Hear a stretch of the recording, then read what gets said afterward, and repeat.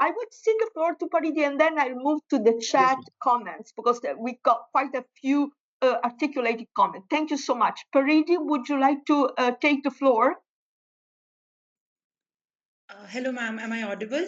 Yes, you are. Yes, you are. I have taken the third prompt, the one with the artwork, Kang's artwork. I was thinking about the very idea of, especially when we were talking about Susan Sontag's desire of returning back to orality. And I will bring back orality once again here. And the very idea of Plato thinking writing as a form of technology when it was first started to come into the academic spheres, if we could say academic per se. So the very idea of shift from orality to the written work and eventually to the print, and the very fears of Sidney and Spencer, especially during the time print was just starting in, that how it could be manipulated in a way which is beyond their control. So now from writing to print, it's already twice removed. But when we venture into the virtual sphere, it's almost like it's thrice removed from the reality and the cognition of the human being. And this whole idea reminds me of how Adorno was particularly fearful about the depthlessness which would happen. And eventually what we were eventually discussing, that the idea of understanding the critic in a way it is interconnected, Carla Lonzi was talking about, and how here, because of the transparent way in which the books are presented, it's almost as if we are projecting our own selves rather than trying to understand what the artist is trying to write and convey through it. So this very idea of depthlessness and how far then we are from what Lonzi was trying to establish through her argument as well, is what I could think about when I was looking at the artwork. Oh, great, Paridi. Can I ask you a question? What do you make of the closed books? That they are books, but they are closed in the installation, in Kang's installation. They are closed and they can't be read, but they are books. They are there. They shine. They are lit. They are pleasant. They are inviting. What do you make of that? Ma'am, at one instance, I also think about the inaccessibility of those books per se, that the inaccessibility of knowledge, which it's right there, but you cannot, read it or access it. But also the very fact, I would sound for the lack of better words, the very fact that we are further away from indulging into the books in the way that it can be reread. We are so fast paced as of now with the technology that we often fail to reread the books, which is exactly what she was trying to say. Carla Lonzi was trying to say that if we just reread them, we would understand what the artist is trying to say. So in that sense, I also think that would be relevant to the artwork. Got it. I'm delighted by the way you are short-circuiting Kang and Lonzi. Now, I want you to know that Kang, the inaccessibility of knowledge is a leitmotif with Kang's earlier work. Kang started, the South Korean artist, started to work on women's lives. And she started with an interest in those events, that could not feature in books, in history books, especially events concerning the history of women. And she started to work with a particular technique that involves tying and wrapping up things, a very domestic gesture. Now, to remark precisely on a question, what kind of knowledge do we get in books? First of all, as the curator of the Sydney exhibit, certainly, yes, what kind of knowledge do we care to preserve? But also, at the origin, Kant's question, what kind of knowledge do books preserve? What kind of knowledge is missing from books? Books here, the book here being the book as in Adrian Rich's, very representative of a way of assembling knowledge that matters, that is supposed to matter. So by making the books into inaccessible, by exhibiting them to our contemplation as inviting, because they are lit, but inaccessible objects, I think Kang is be acting as a critical thinker in a way, an artist critic. She wants us to reflect exactly, Paridi, on what you were saying. The degree to which knowledge is accessible or inaccessible, even when it is certified. And here I use a Lonzian term, certified in a book. But I totally agree with you on the second part of your comment, the Lonzi-Kang connection, which I want to expand on a little bit. Lonzi, you will remember, she was, as Paridi also reminded us, was looking for a different, more genuine way of understanding the artist, a more genuine way of more genuine interpretation, more genuine style of interpretation that would involve not a distance from art, but learning from it. And I think Kang, in sealing the book, in making us contemplate closed book, she's also making us reflect, inviting us to reflect on what we do when we read, what we wish to do as critics, our forms of attention, and how our forms of attention are guided by other concerns. So I would cultivate the connection between Lonzi's planetary condition, that is a certain art that leads to a certain way of being a critic that is attuned to a planetary condition. I think I would cultivate that. Final comment on the Kang image. The Skang installation.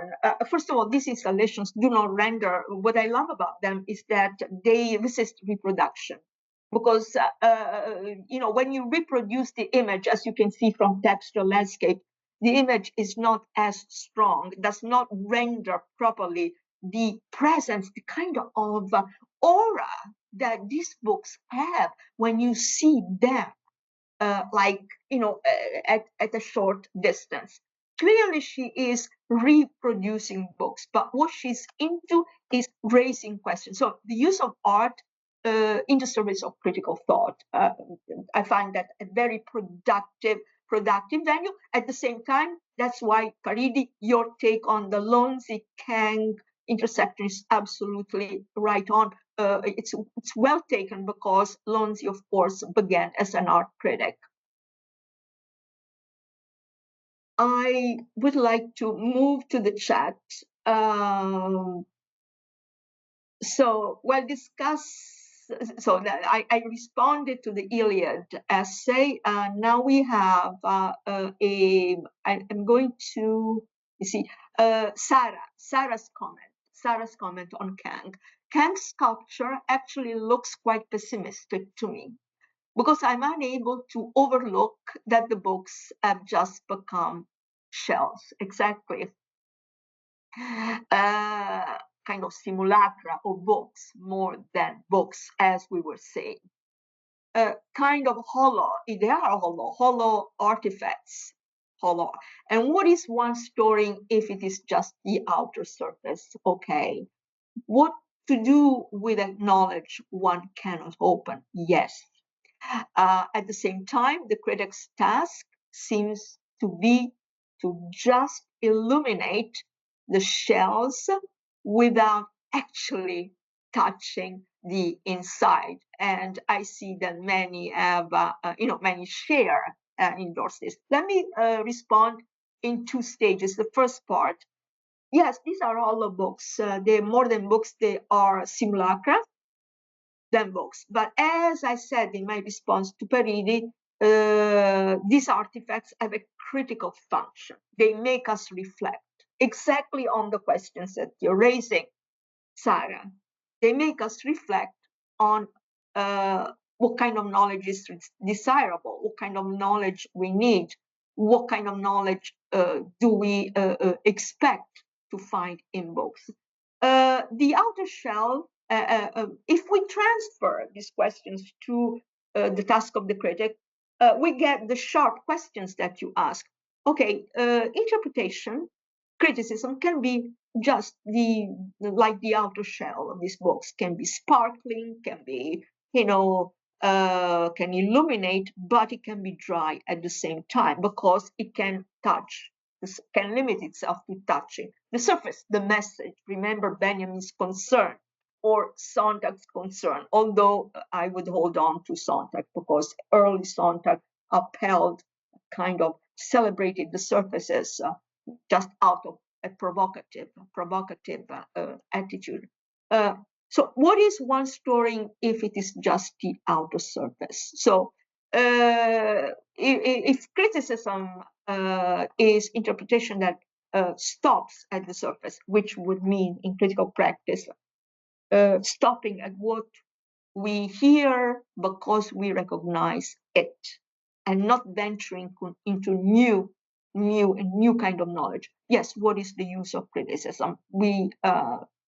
It becomes a dry fetishizing activity.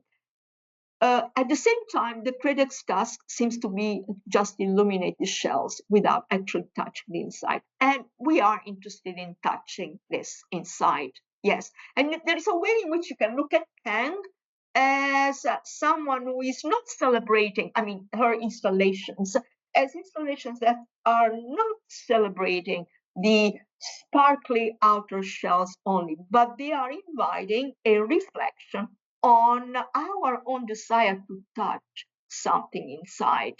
In a way, what you see in textual landscapes, but this is true also of the other installations I saw, is that there is an ensemble of books that is very random. There is popular culture and higher culture. It's as if she were trying to reshuffle the titles. But by doing that, she creates the impression of this very, very ample plane of artifacts where every artifact can exist. But in fact, where every artifact is a hollow, bright, seductive, but hollow husk. This plane that Kang constructs is critically displayed to the, that is, it has a critical function. That's my reading of Kang, so I don't purport it to be the only reading, but just to respond to Sarah's stimulating questions. This plane, I would argue, in Kang, that Kang constructs, is a flat plane where every book is equal, but it's different from Benjamin's plane of the continuum. We remember the continuum of architects. In fact, yesterday, after our tutorial, I kept thinking about objectivity, the issue of objectivity that has come up again and again. Objectivity for Benjamin would be that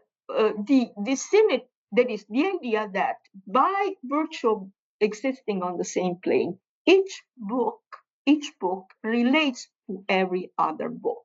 Piece of knowledge relates to every other knowledge.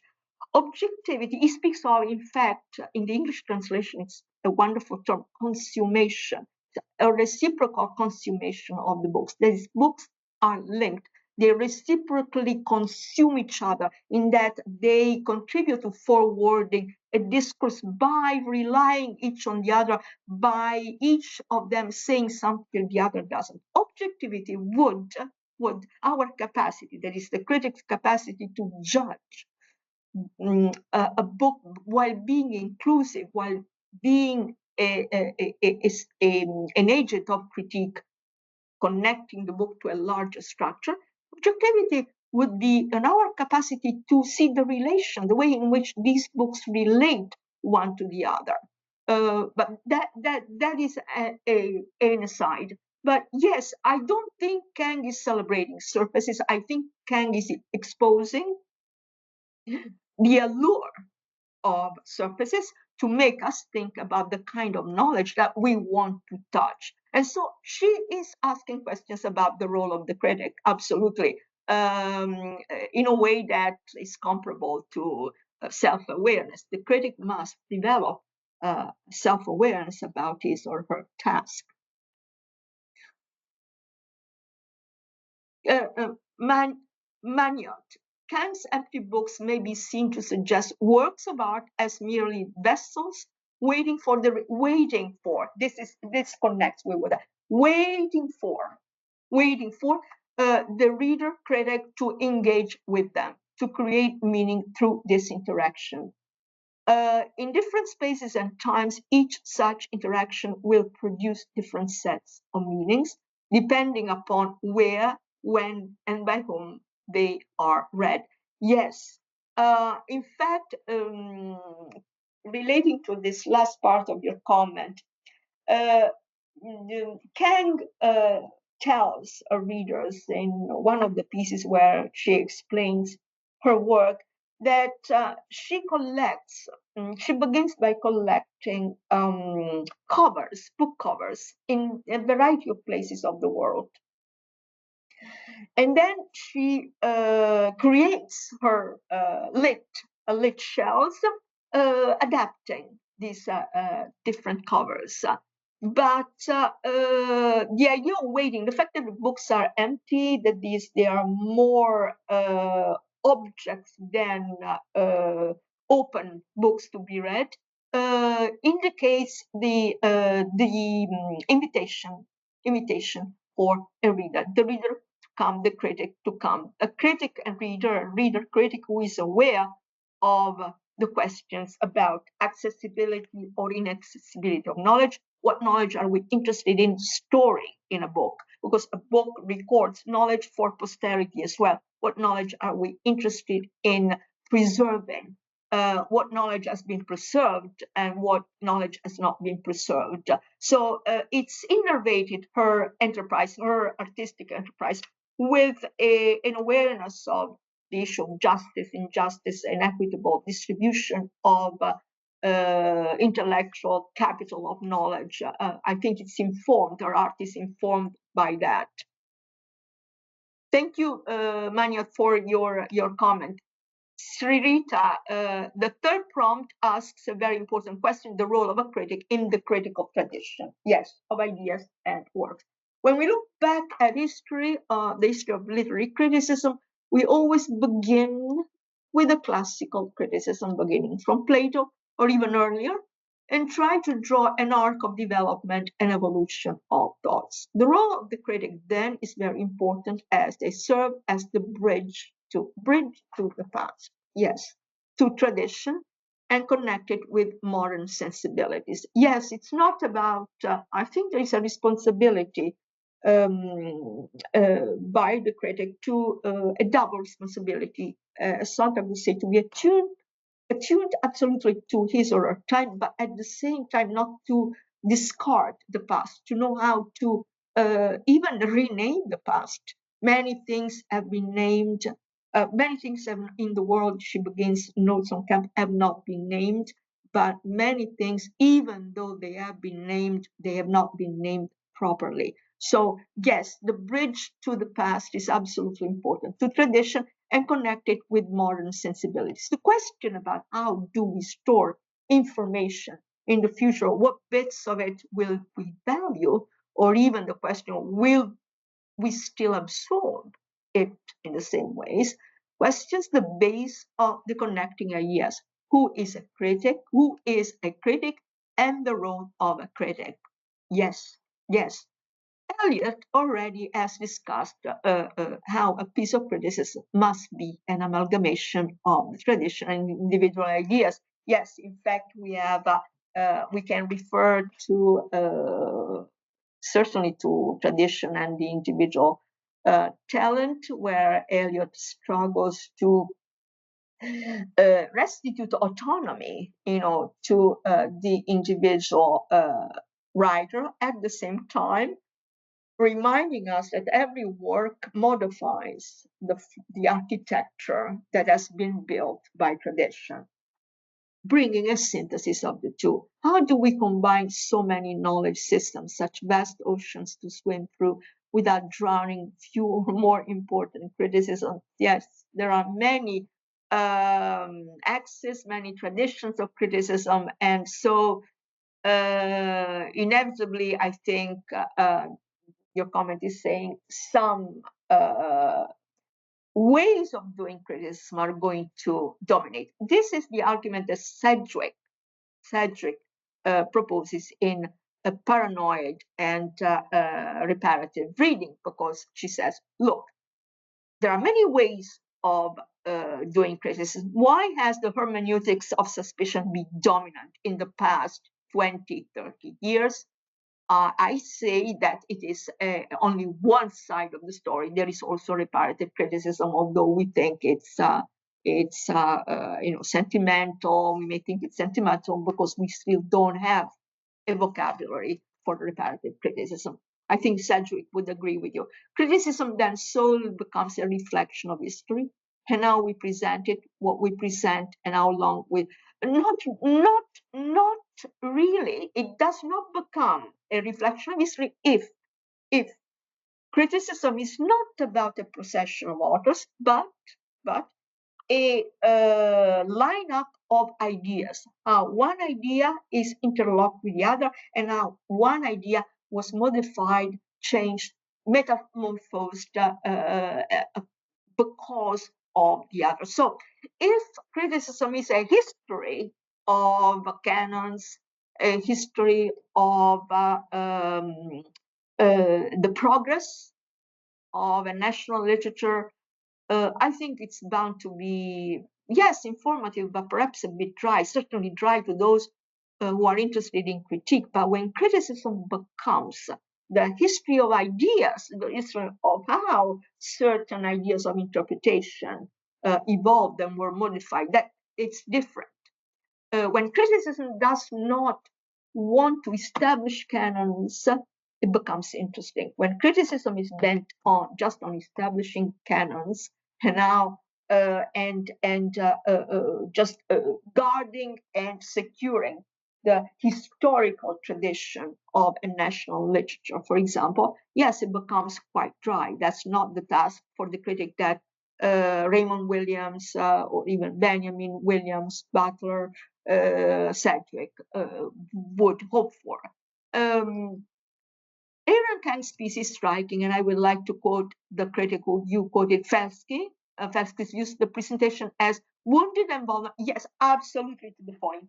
Absolutely, because the minute you understand the critical intent, the critical function of these installations that exhibit, that is distance, so that they can be contemplated, the books, the idea of the book, you understand that the closed book, the fact that it's inaccessible, the fact that it awaits a reader, the fact that, for example, if you see a book if you see the book on Freud, and even if it's closed, if you read Freud, you try to remember the contents, well, you need to use your imagination. So waiting for a particular reader. So the fact that this critical exposure of the book leads us to see them, to think of how vulnerable artifacts, in fact, the books are. Not because they contain an absolute knowledge, not so much for that, but because of the responsibility of the critic in making sure that books contain all the nuances of knowledge. So the idea that books, the fact that the book is closed here invites us to think about them as wounded artifacts that await for a reader. At the same time, the questions raised by the curator of the Sydney exhibition stand, and they are questions about what knowledge, how we select the knowledge that we like to preserve. So that knowledge is always a vulnerable thing. There is knowledge is always at risk of not being the knowledge that we need, the knowledge that we care, the knowledge that we need is always at risk of not being written, quote unquote, in a book.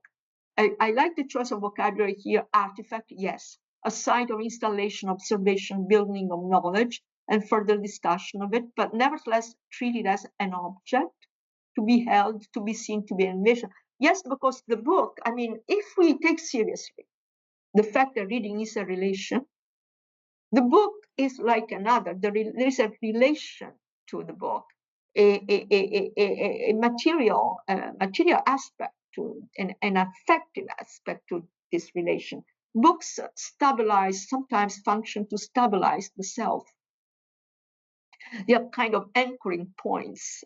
Uh, I like how the books, and to quote you, Mina, cannot be opened. Yes, yes. And so a gesture that of the artist of closing the book, of keeping them lit, seductive, but closed, that is meant to make us think, the absence of substance of what the work comprises of. And therefore, our role, the role someone was speaking about, the active role of the reader, yes, the imitation of the reader, of an active reader, which is transfixed in time, eternally creating and stuck in that process of creation, a myriad interpretations that goes behind the structuring of criticism.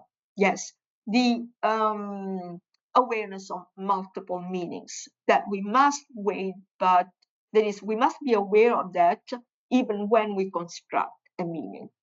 It is then vague, abstract, and can be added to at any moment in time. How do we value it? How do we value it? The question is about how well we are ready to internalize the knowledge system in that process. The critic becomes a text themselves.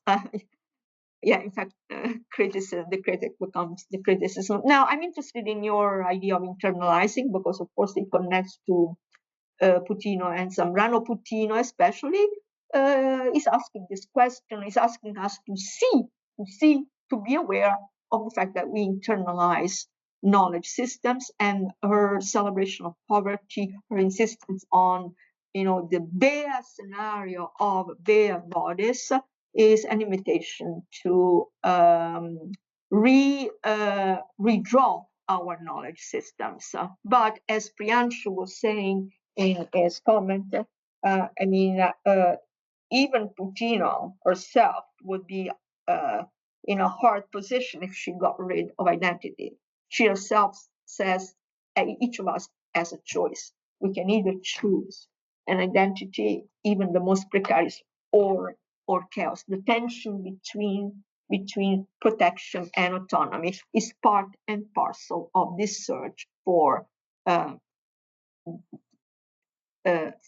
not obeying too much knowledge systems, to invoke Foucault, to turn away ever so gently from knowledge systems. Because if you turn away altogether the whole way, you're left with chaos.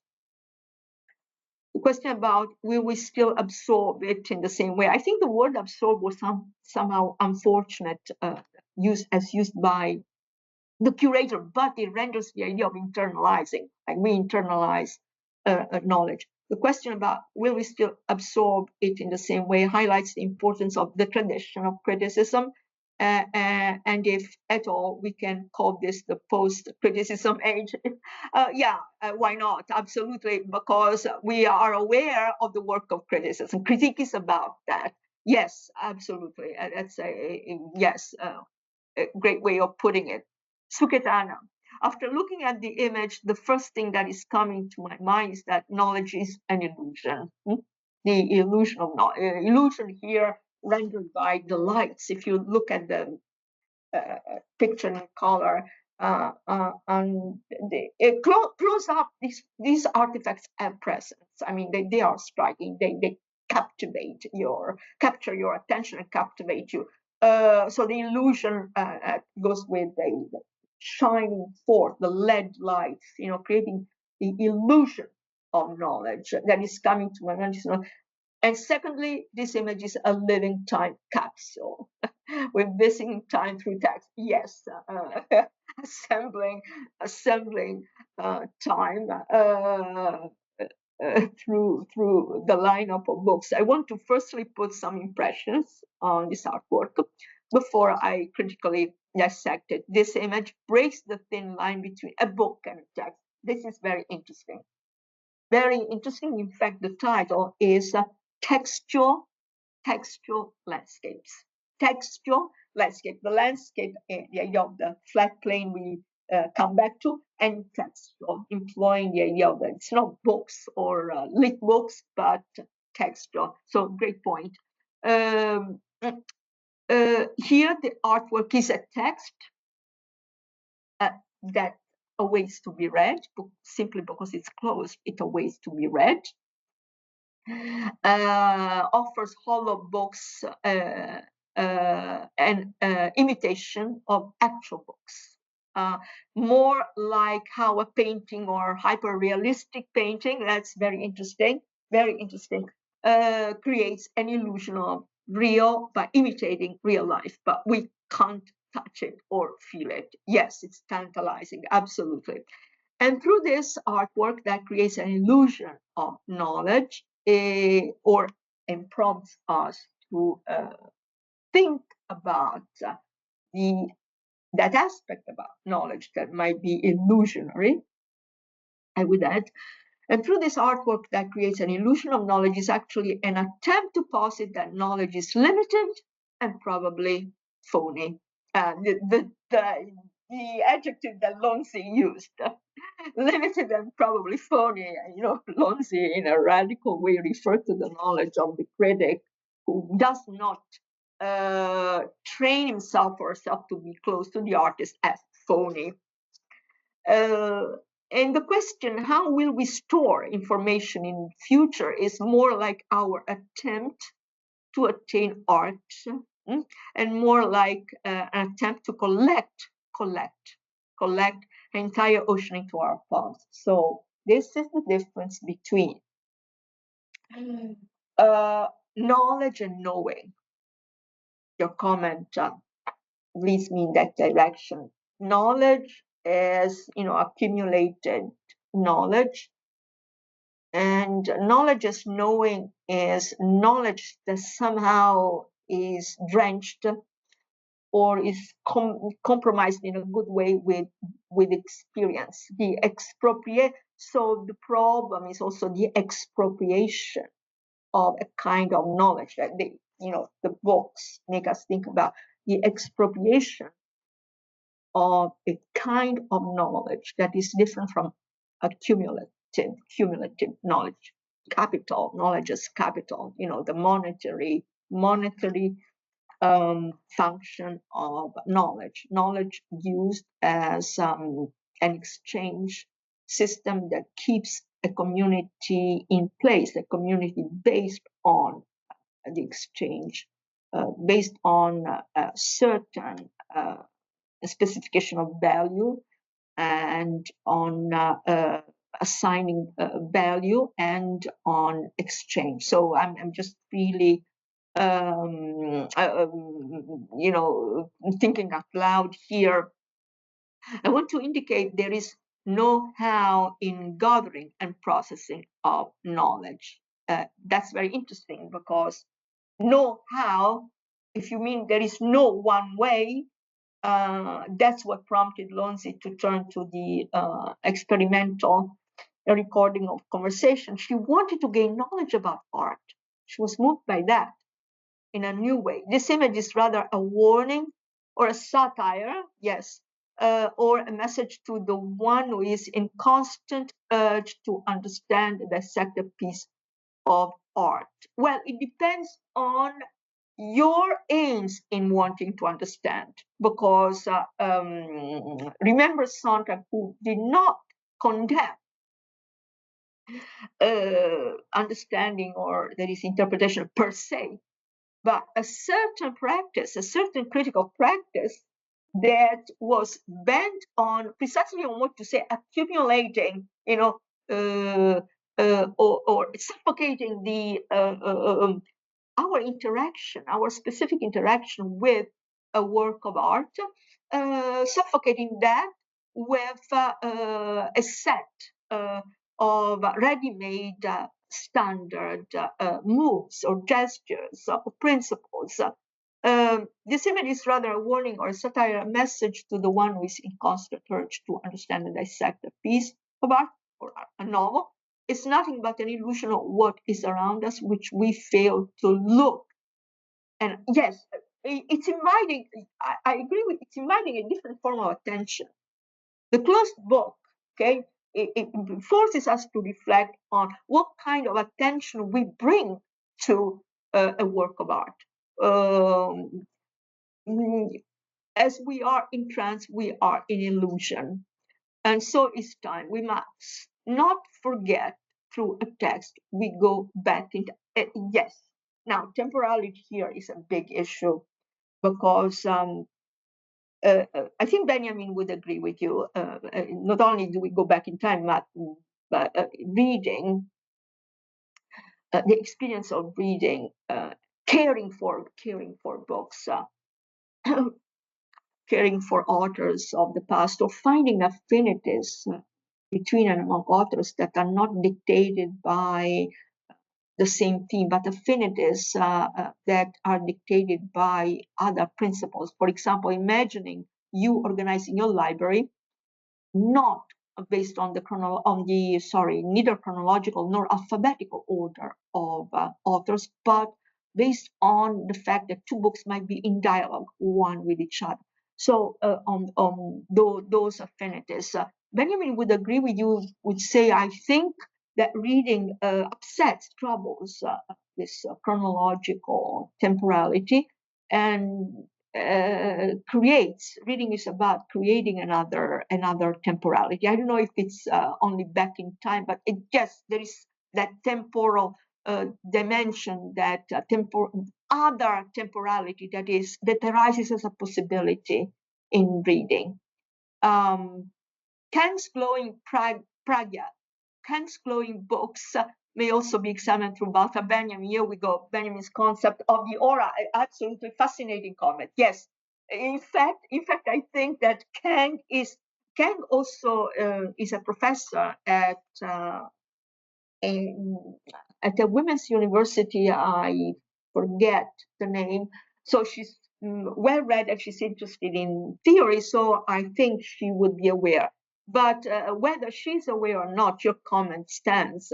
Because in fact, what is this light, this halo of light that encloses the book, if not the aura? So we could debate whether Kang is trying to restitute the book's an aura or whether she's doing the opposite. Judging from the previous comments, she's inviting us not to assign an aura to that is an aura of untouchability, not to create totems or not to turn books into totems. Um, I think he argues that mechanical reproduction diminishes the unique presence of an artwork, detaching it from its historical and material context. The glowing presence of empty books suggests a loss of the aura of the printed book, but also the loss of the aura means the fact that the book can circulate and can be opened and accessible to a wider number of readers. That's what technological reproduction does. The glowing presence of empty books suggests a loss of the aura of the printed book, reflecting the digital age's shift toward ebooks. This is a very interesting point. PDFs and other intangible forms. I'm fascinated by this. The absence of readable content in our sculptures highlights how the material essence of books is fading.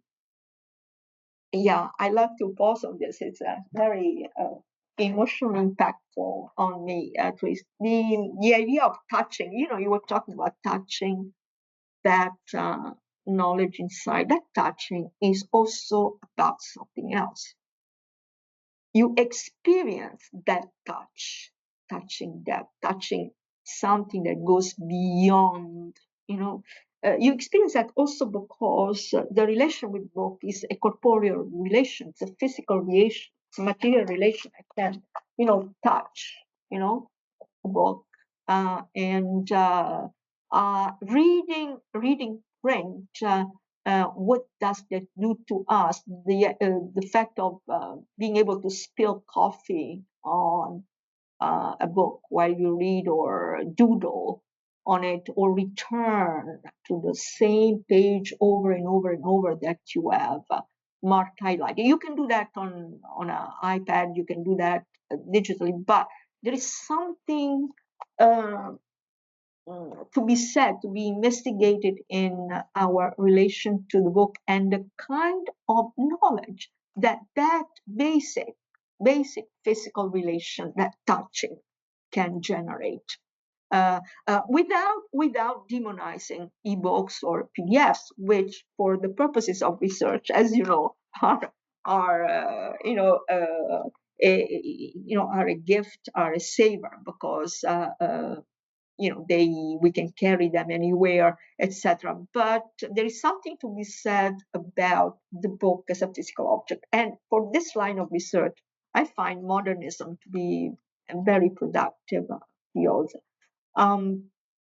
area of study. The absence of readable content in our sculptures highlights how the material essence of books is fading, replaced by digital simulacra that lack the sensory experience of traditional reading. Of course, people can object that there is a sensory experience uh, yielded by the screen. I can touch the screen.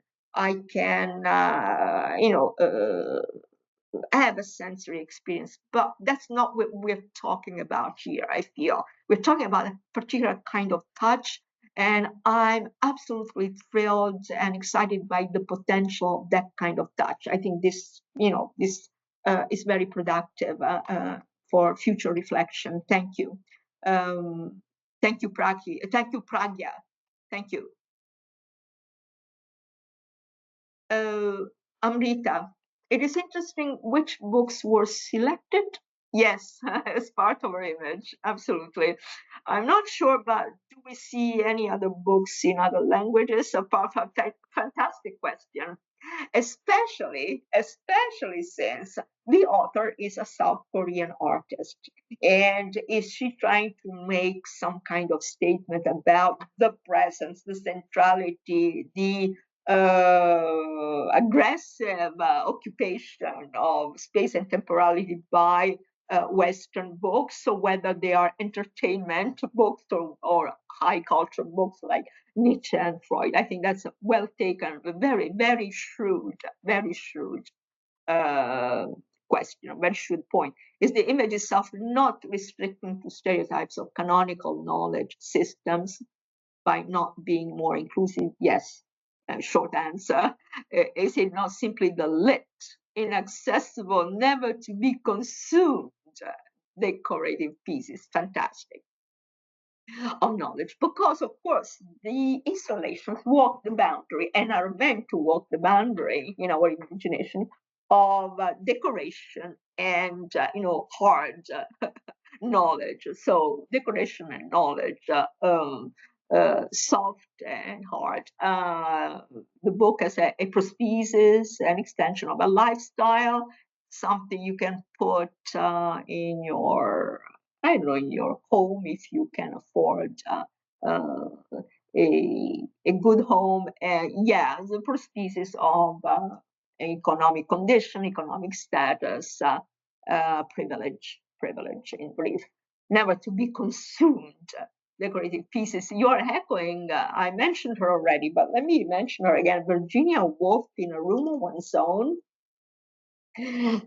when she was talking about how some people read and some people use books as exactly as a appendices for status, and what they do, they keep books on the mantelpiece to gather dust, but there are other ways of reading and of looking at books. But also the selection of titles we see in the image, probably that is also something that the artist wants to convey. Yes, I would agree. She's very aware limitations to what we consider real, absolutely, and that's why we are confronted with the closed books, among other things. In other installations, she has objects. They are still resin books, lead books, but they're open onto a certain page. And you can actually read a quote, but it's as if it were written in neon lights. And so she pauses on that quote, and that also invites reflection about, what she is trying to do. Is she talking about a reader's private relation, fondness for a particular moment of a book, and how a critical statement about a reading is always the fruit at the origins of a kind of an attachment, an affective, attachment. Probably there's also something that the artist wants, limitations to what we consider readable, artistic, classic. Yes, well taken. Thank you. Pranav. Knowledge enables individuals and institutions to make informed decisions, shape policies, and influence public opinion, effectively wielding power over others and themselves. Yes, power, knowledge, the knot of power, knowledge. That's our dilemma. This capacity to effect change, and exercise control underscores the potent nature of knowledge as a form of power. Yes, power, knowledge, that knot. Therefore, the knot that Puccino, Zambrano have in mind, the daunting problem they are facing. And what I would like to stress, and then I return to Pranav's comment, what I'd like to stress is that Puccino, and Puccino especially, what drew me to her is that she doesn't wallow in joy, just denouncing power. Um, um, there are moments in Foucault when you can feel the gravitas of his eloquence, and he's shepherding that eloquence and enlisting that eloquence to denounce power, very powerfully denouncing power, to the point that he may border on an aestheticizing of power as well. Puccino withdraws from that. She's very aware of thinkers like Puccino, Zambrano included. When they celebrate nakedness, when they celebrate the unsheltered condition, is that they really find that intolerable. The knot of power, knowledge, intolerable. So this capacity to affect change and exercise control underscores the potent nature. But therefore, the sense of pessimism is not negative, but it is cautionary. Absolutely, that's exactly what. Yeah, thank you. I was trying to say. In fact, I would transfer the adjective cautionary to Puccino's thought. She's cautioning us. Um, Thank you.